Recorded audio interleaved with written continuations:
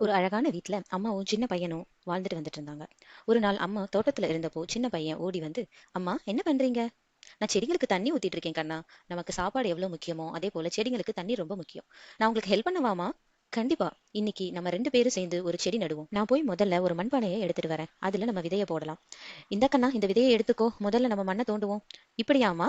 சூப்பர்டா கண்ணா. இப்போ விதையெல்லாம் மண்ணுக்குள்ள போட்டு நல்லா மூடணும். அப்புறமா இப்போ மண்ணை கொஞ்சம் தூவி அதுக்கு மேல தண்ணீர் ஊத்தணும். ஓஹோ! நான் ரொம்ப ஆர்வமா இருக்கேன் இந்த செடி வளர்றத பார்க்க. கொஞ்ச நாட்கள் கழிச்சு அந்த சின்ன பையன் தோட்டத்துல வந்து பார்க்கும்போது அந்த செடியில அழகா பூ பூத்து இருந்துச்சு. உடனே அவங்க அம்மாவை கூப்பிட்டு, அம்மா இங்க பாருங்க, இந்த செடியில அழகா பூ பூத்துருச்சு. ஆமா கண்ணா, ரொம்ப அழகா இருக்குல்ல. நான் உங்களுக்கு பறிச்சுட்டு வரேம்மா. அச்சிச்சோ, செடி கையோட வந்துடுச்சே. பரவாயில்ல கண்ணா, பூ ரொம்ப அழகா இருக்கு. ஆனா நம்ம முழு செடியையும் பறிக்க கூடாது. நம்ம வேற செடியை வளர்த்துக்கலாம்.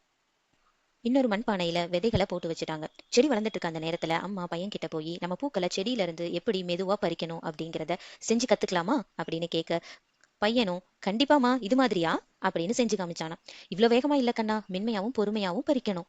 ஓகேமா, நான் தினமும் செஞ்சு பாக்குறேன், கண்டிப்பா என்னால முடியும். அந்த சின்ன பையன் தினமும் முயற்சி பண்ணி பார்த்துக்கிட்டே இருந்தானா. சில நாட்கள் கழிச்சு அந்த 2வது செடியும் அழகா வளர்ந்துடுச்சு. அந்த பையன் பூவை பறிக்கிறதுக்காக தோட்டத்துக்கு போனான். அம்மா, இந்த முறை நான் பூவை சரியான முறையில பறிச்சுட்டேன். நான் உன்னை நினைச்சு ரொம்ப பெருமைப்படுறேன் கண்ணா. இப்போ நீ செடியை எப்படி பாத்துக்கணும்னு நல்லாவே தெரிஞ்சுக்கிட்டேன். அதுக்கு அந்த சின்ன பையன், எனக்கு இதை கத்துக் கொடுத்ததுக்கு ரொம்ப நன்றி அம்மா அப்படின்னு சொல்லிட்டு அம்மாவோட தலையில அந்த பூவை அழகா வச்சு விட்டானா. நான் ரொம்ப சந்தோஷமா இருக்கேன் கண்ணா அப்படின்னு அம்மா சொல்ல, நானும் தான் அப்படின்னு சொல்லி 2 பேரும் சந்தோஷமா இருந்தாங்களாம். இந்த கதையில இருந்து நம்ம என்ன தெரிஞ்சுக்கிறோம் அப்படின்னா, எந்த ஒரு விஷயமும் பழக பழக நமக்கு பழக்கமாவே மாறிடும். Practice makes a man perfect. இந்த குட்டி ஸ்டோரி உங்களுக்கு பிடிச்சிருந்தா ஒரு லைக் போடுங்க. அது மட்டும் இல்லாம இது போல நிறைய கதைகளை கேட்கணும் அப்படின்னா இந்த சேனலுக்கு சப்ஸ்கிரைப் பண்ணுங்க.